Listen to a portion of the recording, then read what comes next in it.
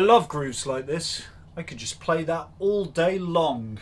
Are you struggling to incorporate bending into your playing? I'm thinking specifically if you want to play in the country blues style like Sonny Terry, Pegleg Sam, all these players that we love who use chords and warm sounding tones and then incorporate lovely bluesy licks. Got my C harp here, and of course so many of these styles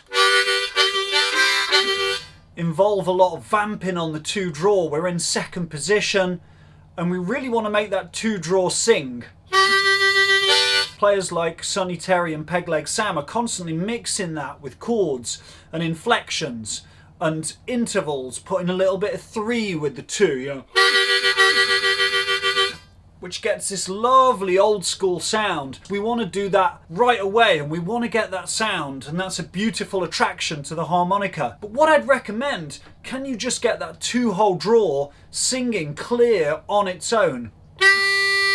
Of course I've got a tongue block. We could do some of these grooves with switching from pucker to bend, you know, when we go to a pucker. But really, you know that if you want to get that classic sound, you've got to leave your tongue on the harmonica for most of the rhythmic stuff. You're going to have to learn to bend with a tongue block. So I want you to play me a 2-draw, and it's got to be crystal clear and relaxed. And I think that's a real start for this style. Can you just play 1 hole, super clear? My tongue's in 1. And it's resonant. I'm not playing it flat. I'm not bending it yet. You know, to bend it, first we've got to play it super clean. So my 2's crystal clear. Now I'm going to move that up to a 4-draw. All with single note tongue block embouchure. If you can't just do that with a single note, maybe you shouldn't be bending yet without telling you what to do. But I would get those single notes really rock solid. And we take that 4-draw. And when I bend, hey presto, I'm going to do exactly what I do with the pucker when I bend.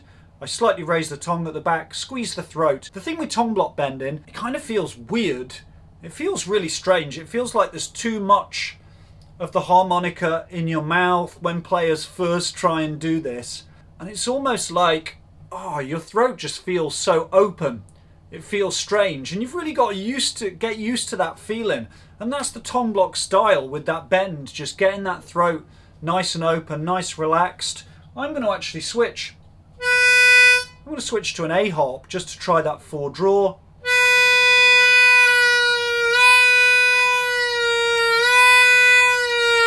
And start controlling that in the throat, building it up nice and steady. So I remember first having the discussion about tongue block bending with my old teacher in his flat. And he was talking about how the old players like Pegleg Sam and Big Walter are all using a tongue block when they bend. And I couldn't believe it was possible just because I hadn't got into it. He had a bit of a remedy for me, which is quite extreme.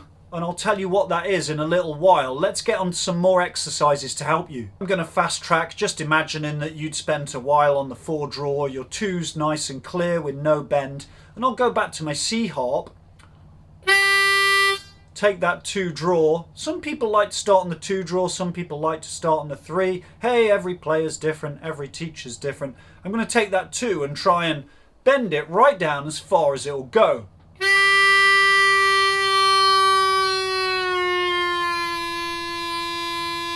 And I want to try and do it smoothly, kind of like the aeroplane coming to land.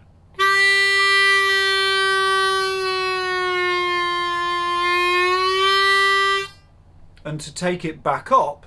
Now of course we need this 2-draw bend for all this blues stuff that's got that 2-hole step bending, which is like everything, right?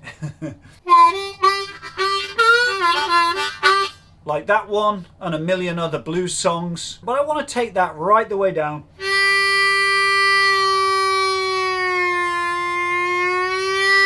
And bring it back up and control it. And that's a wonderful exercise for using all these weird muscles in the throat that you use when you bend. I don't know, do we use any of these muscles for anything else in life? Who knows? Who cares? So I would try and get control of the 2 drawer. I'd start to do lots of exercises on the 2 drawer. Then I'd probably shift to the 3 drawer. And I'd do the same thing with that. I would get full control over the whole spectrum of the bend. And then I'd start to do a few exercises. Here's an example of an exercise which has been really good for me in the past to get the 3 half-step bend.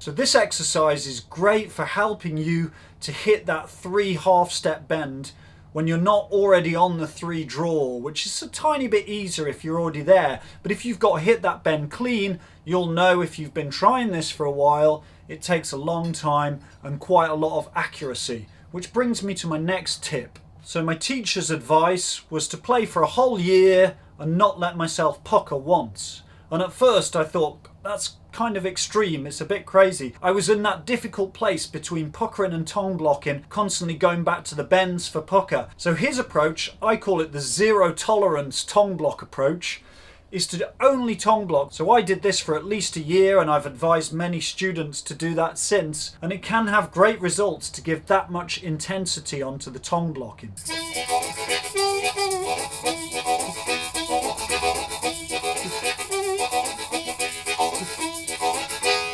Sorry, I was enjoying myself then.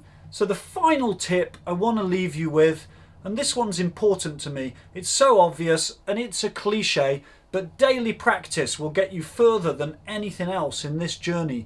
If you can make yourself accountable, and I would recommend taking a calendar, set a daily time on your phone. You only have to do 5 minutes a day would be fantastic, even 2 minutes or 1 minute if you've got it, to just work on a bend and build yourself up. Try that every day for a month and I guarantee that will get you further than studying technique and worrying where the tongue has to live and all this kind of technical stuff. Just really do it every day because it's a very personal journey. So thanks, I hope this video has been helpful for you in your tongue block journey. If you want a lot of the information in this video and a lot more broken down, I've created a tongue block bending mini course. This is specially designed to help you pucker players transition to tongue block. Everything's staged. We work on holes 4, 3, 2 with all the best exercises that I've found over the last 15 years of my playing that's really helped me and other students. So do take a look in the description.